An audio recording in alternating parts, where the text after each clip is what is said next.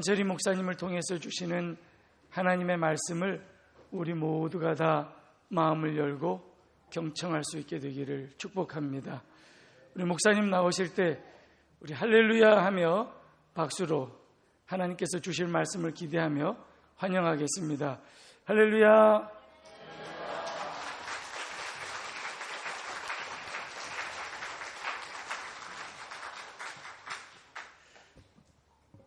나사렛대학교의 한철희 교수입니다. 우리 오원근 목사님께서 심호하시는 우리 귀한 대왕교회에서 말씀을 전하게 돼서 하나님께 감사를 드립니다. 우리 대왕교회는 좋은 소문이 났습니다. 대왕교회 주일학교와 교회학교는 우리 교단 최고다, 그런 소문이 났습니다. 가끔 교단 목사님들이 전화를 주십니다. 연말에 우리에게 전도사님을 보내주십시오. 그런데 이러이러한 조건의 전도사님을 보내주십시오. 그러면 전 대답합니다. 그런 조건의 사람들은 다 대왕교회가 있습니다. 대학에서 공부한 제일 훌륭한, 제일 능력 있는 우리 사역자들이 전부 대왕교회에서 섬기고 있습니다. 어떤 사람이 이렇게 얘기합니다. 교회가 염려해야 할 것은 교인들 숫자가 줄어드는 것이 아니라 복음을 잃어버린 사람들이 교회에 많아지는 것을 염려해야 된다. 그래서 바른 복음을 회복해야 될 텐데, 바른 복음을 회복하는 출발점은 바로 다음 세대를 교육할 부모와 교사들입니다. 바른 복음에 서 있는 부모님들, 그리고 가슴에 복음을 품고 있는 교사들이 영적인 다음 세대를 양육하는 복음의 영적인 세대를 이끌 수 있는 그러한 교회입니다. 우리 대왕교회가 그런 교회가 되시기를 축원합니다. 어떤 처녀하고 총각이 결혼을 했습니다. 그런데 신혼살림 6개월 만에 전쟁이 터졌습니다. 6.25가 터진 거죠. 멀리서 들리던 대포 소리가 점점 가까이 들리기 시작합니다. 그래서 신랑이 일어나서 바리바리 짐을 싸서 피난 준비를 했습니다. 그리고는 임신 3개월의 신부를 태우고 갈 자전거를 빌리러 나갔습니다.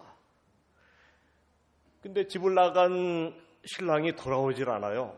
그래서 신부는 짐을 끌어다가 대청 가에다 끌어놓고 기다립니다. 긴 여름해가 뉘어뉘어 가도록, 그림자가 길게 늘어지도록 신랑은 오지 않았습니다. 신랑은 자전거를 빌려갖고 오다가 한강변에서 인민군에게 사로잡혀서 끌려갔어요. 전쟁터로 끌려갔습니다. 이 신부에게 남아있는 것은 아주 젊고 잘생긴 신랑의 사진 한 장이었습니다. 이 신부는 80의 나이가 되도록 아들을 키우며 남편을 기다렸습니다. 이 할머니가 가지고 있는 추억은 단 하나, 하얀 손수건에 곱게 접은 이 젊은 신랑의 사진, 지금 노랗게 변한 사진입니다.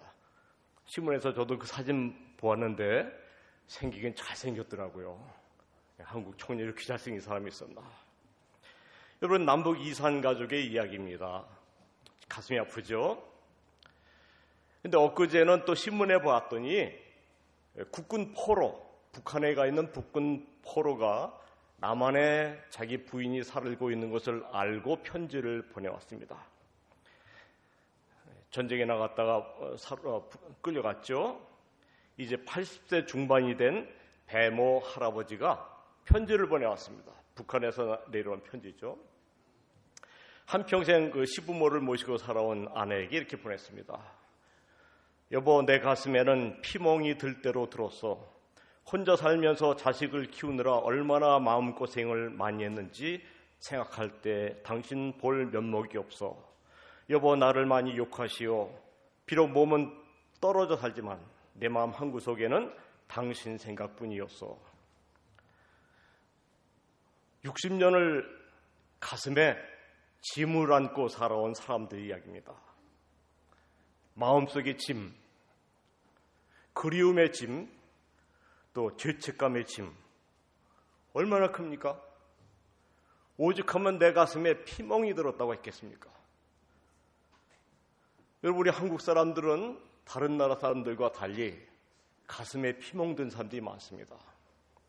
작년뿐만 아니라 초등학생들도 청년들도 가슴에 피멍이 들었습니다. 오늘 본문에 보니까 수고하고 무거운 짐진 자들아 다 내게로 오라. 내가 너희를 쉬게 하겠다. 우리 주님께서 부르신 위대한 초청입니다. 어거스틴이 그렇게 얘기했죠. 내가 주님 안에서 안식을 얻기까지는 이 세상 어디서도 내 마음이 쉼을 얻을 수 없습니다.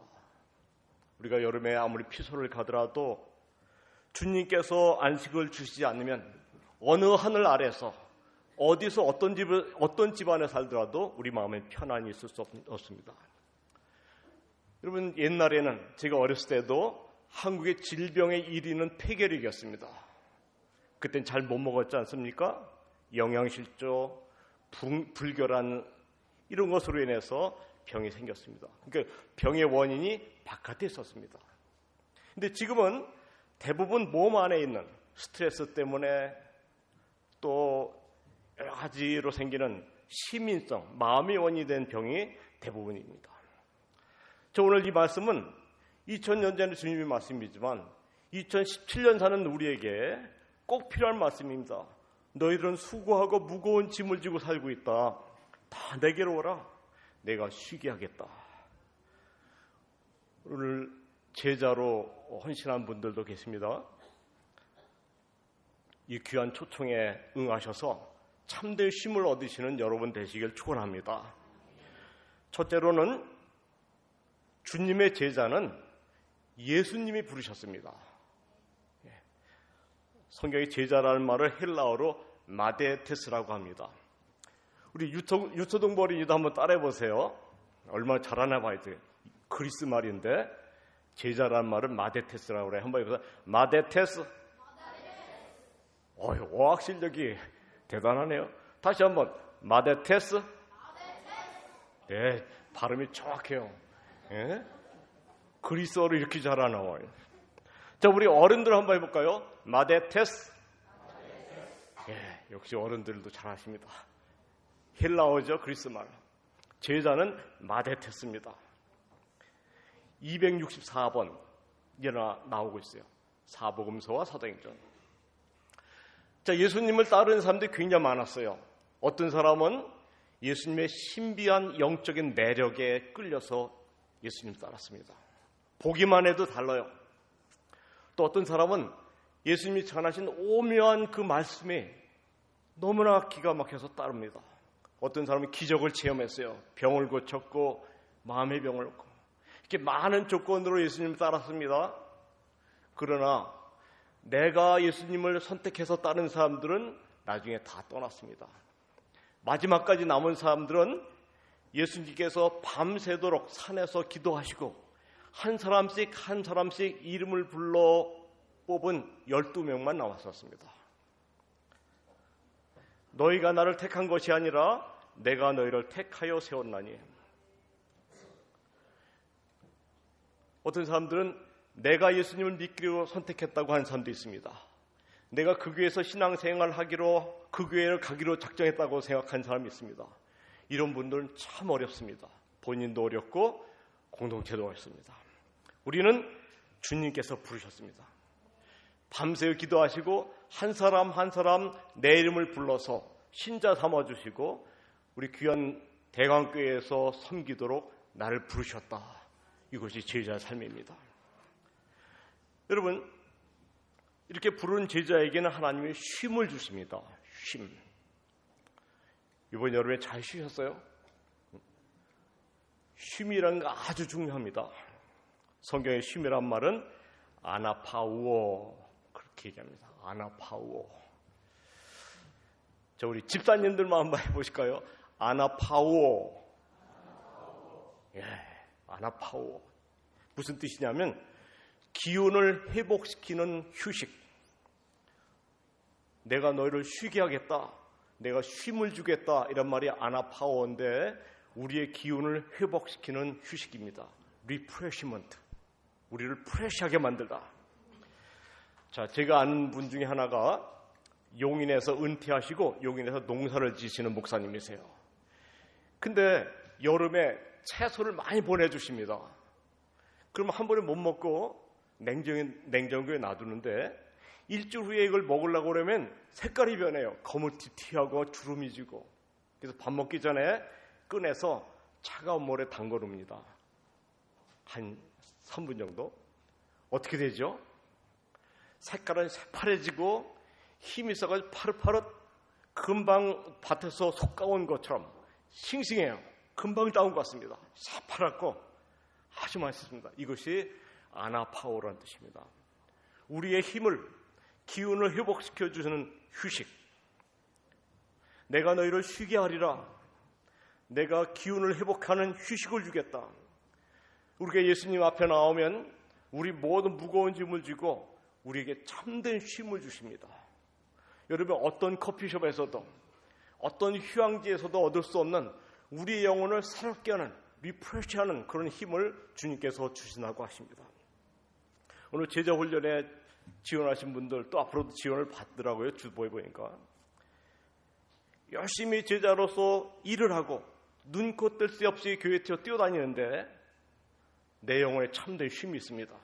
시간이 보이고 세월이 보이고 다른 사람들 이야기가 보이고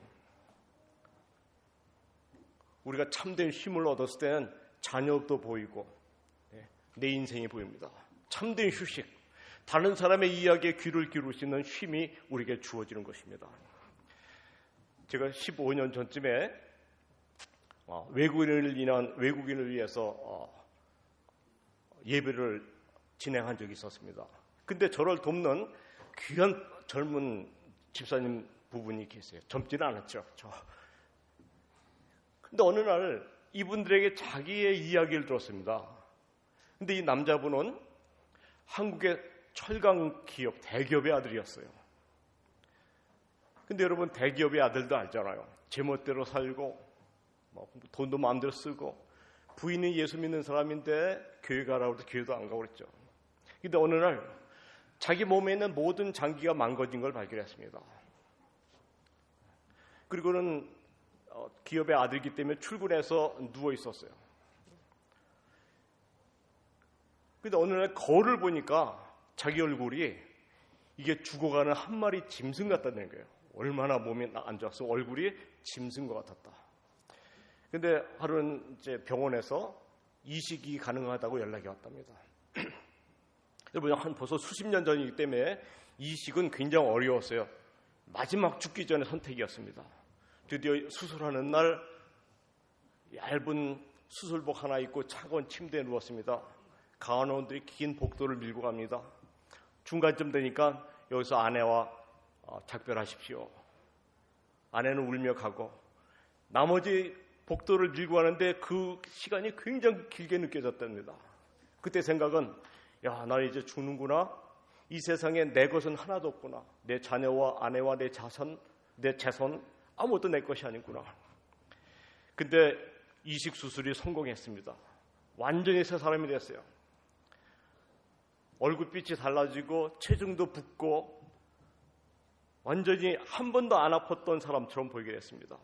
부인 따라 교회 와서 세례받고 집사님이 됐습니다. 깜짝 놀랐어요. 그런 과거가 있었던 줄을. 아주 쾌활하고 부잣집의 아들 교만함이 하나도 없고 병을 치렀던 흔적이 없습니다. 내가 너에게 쉼을 주리라. 기운을 회복하는 휴식을 주겠다. 아나파워.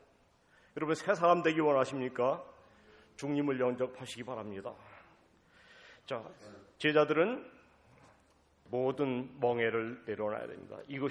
이건 이 세상에 나만의 것은 하나도 없다. 오직 주님 당신만이 나의 주님이십니다. 자, 두 번째는 우리가 예수님께 순종할 때에 멍에가 가벼워집니다. 이스라엘 다녀오신 분 있으세요?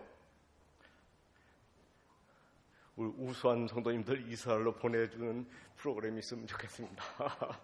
이스라엘은 평야가 이렇게 해안 평야입니다. 바닷가에 길게 샤론 평야, 블레셋 평야로 이렇게 되어 있습니다. 그래서 밭을 갈 때는 두 마리 소가 쟁기를 끌게 되어 있는데 두 마리가 어깨도 맞고 발도 맞아야 잘 쟁기를 할 수 있습니다. 예수님께서 내게 와서 배우라, 그 말씀은 내게 네 인생의 멍에를 내가 대신 지어줄 테니까 나와 함께 같이 보조를 맡으며 살아가자, 그런 뜻입니다. 여러분, 제자나 재직이 되셨을 때 얼마나 염려하셨습니까? 내 능력으로 볼 때 내가 할 수 있을까? 여러 가지 고민하십니다. 그러나 주님께서 우리의 모든 멍에를 메고 우리와 동행해 주십니다. 자, 그 바클레라고 하는 신학자 이렇게 얘기했어요. 예수님께서는 공생애 하기 전에 목수를 하셨어요. 그래서 예수님 목공 앞에는 대패로 매끈하게 만든 멍에들이 여러 개가 있는데 진열되어 있는데 그 앞에 우리 집에서 만든 멍에는 잘 맞는 멍에입니다, 이렇게 써붙였다고 합니다. 자, 예수님께서는 우리 각자에게 가장 잘 맞는 멍에를 만들어 주십니다. 우리가 평택에 사는 것, 또 대강교에서 봉사하는 것, 우리의 여러 조건에 제일 잘 맞는 멍에, 또 내가 어떤 부서에서 일하는 것, 또 여러분이 잠을 이루지 못하고 모든 염려, 두려움, 모든 수고들, 나보다도 가장 잘 아시는 주님께서 나에게 제일 꼭 맞는 멍에를 만들어서 주십니다. 이 제자의 멍에를 메고 승리하신 여러분 되시길 축원합니다. 우리는 예수님께 우리를 꽁꽁 동여매야 됩니다. 옛날 오디세이라는 사람이 트로이 전쟁에 나갔습니다. 전쟁이 끝나고 집으로 돌아오는데, 이타카라는 자기 고향으로 돌아오는데 부하들하고 굉장히 어려움이 많았어요. 어떤 섬을 지나가는데 사이렌이라는 요정들이 아름다운 노래를 불러서 선원들을 끌어들여서 절벽에 부딪혀서 파손되면 잡아먹는 그런 신화였습니다. 그런데 오디세이가 어떻게 했냐면 모든 부하들의 귀를 틀어막았습니다. 요정들의 소리가 되지 못하도록 귀를 틀어막고 너희들은 앞을 향해서 노를 저어라. 그 대신 나는 배 기둥에 꽁꽁 묶어라. 마스트, 제일 큰 기둥에다 나를 꽁꽁 묶어라. 여러분, 배 구조로 보면 용골이라고 있습니다. 밑바닥에 사람의 등뼈처럼 큰, 거기에 제일 강한 게 그 돛대입니다. 마스트인데 배가 파손해도 끝까지 남는 게 용골과 마스트입니다. 나를 기둥에 꽁꽁 묶어라. 그래서 선원들은 이 요정도의 소리가 안 들게 귀를 막고 앞으로 끌고 자기는 기둥에 묶었습니다. 순종하는 제자들은 우리 주님께 자기 몸을 꽁꽁 묶는 사람이 되어야 됩니다. 세상의 유혹의 소리들, 그런데 위험한 파도들, 폭풍우 속에서 폭풍을 헤쳐나가는 마지막 사람은 반석 대신 예수님께 우리 몸을 꽁꽁 동겨매는 사람들. 돛대가 부러져도, 배가 파손돼도 마지막까지 남는 돛대에 나를 붙들어 매는 사람이 되어야 됩니다. 제가 초등학교 주일학교 때 부른 찬송, 내 주는 반석이시니 그것은 안전하도다. 맞습니다. 우리 주는 반석이시고 그것은 안전합니다. 마지막으로 우리는 주님의 초대에 반응을 해야 됩니다. 아까 처음 말씀드린 60년 동안 그리워하던 부부의 이야기, 참 감동적이죠. 왜 감동적입니까? 두 부부에게는 진실이 있었습니다. 그리고 진실이란 말은 얼마나 우리가 가슴을 뜨거야 합니까? 거지로 가득 단 이 세계상에서 진실이 있는 할머니와 진실이 있는 할아버지였습니다. 그 사진을 가지고 평생을 기다렸던, 또 마음에 피멍이 듣도록 나만의 부인을 생각했던, 어디 가나 진실이 메말려 있는 것에 진실의 한 부분을 보여주었습니다. 그런데 두 부부의 이야기가 아무리 감동적이라 할지라도 가장 위대한 사랑은 하나님의 사랑입니다. 하나님의 짝사랑, 20년도 아니고 200년도 아니고 2000년도 아니고 끊임없이 우리를 향한 하나님의 짝사랑. 우리가 얼마나 쌀쌀맞습니까? 얼마나 무관심합니까? 죄를 질 때는 하나님이 없는 것처럼, 하나님 앞에서 하나님 없는 것처럼 매정한 우리들이지만 끝없이 짝사랑하시는 하나님의 짝사랑입니다. 자, 이 사랑의 부르심에 우리가 반응할 때 두 가지 잘못된 유혹이 있습니다. 첫째는 야망의 유혹입니다. 제자들이 얘기했죠. 예수님 부른 12명도 누가 큰가? 하늘나라에서 누가 높은 자리에 앉는가?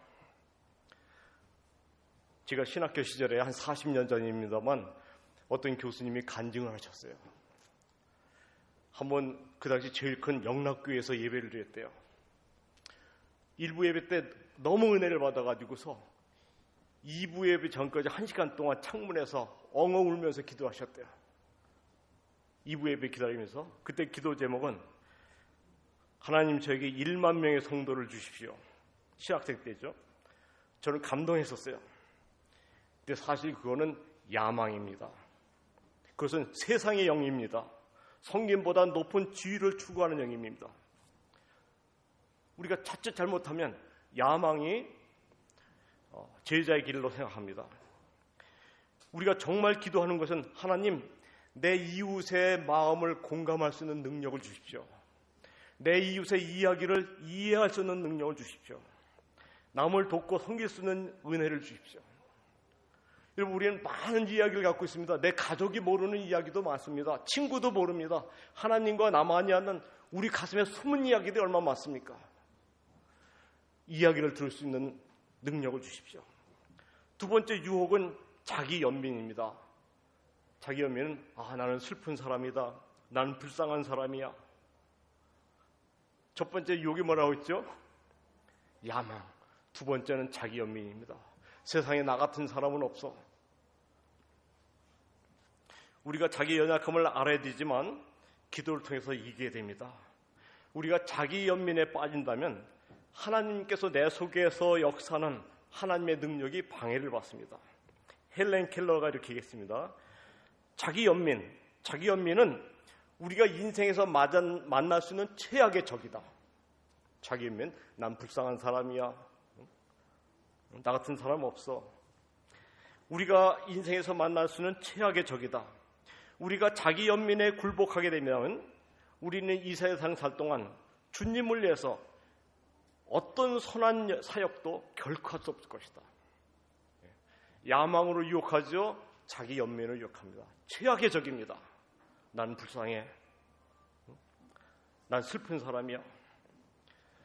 그 연민에 굴복하면 아무것도 할 수 없다는 것입니다. 여러분, 자기 연민에 빠진 사람은 하나님의 사랑을 느끼지 못합니다. 하나님의 사랑을 느끼지 못하면 자기는 불필요한 사람, 외로운 사람이라고 느낍니다. 여러분, 요즘 세상에 얼마나 사람들이 외롭다고 합니까? 9시 뉴스를 봐도 또 연속구를 봐도 전부 외롭다고 아우성칩니다. 어른도 외롭다고 합니다. 아이들 외롭다고 합니다. 노인도 남편도 아내도 다 외롭다고 울부짖습니다. 왜 그렇습니까? 하나님을 떠난 영혼은 필경 외로울 수밖에 없습니다. 그래서 인간 실존입니다. 그것을 영적 자폐증이라고 합니다. 여러분, 어거스틴이 요한복음 3장 16절을 묵상하고 이렇게 얘기했습니다. 참 이상하다.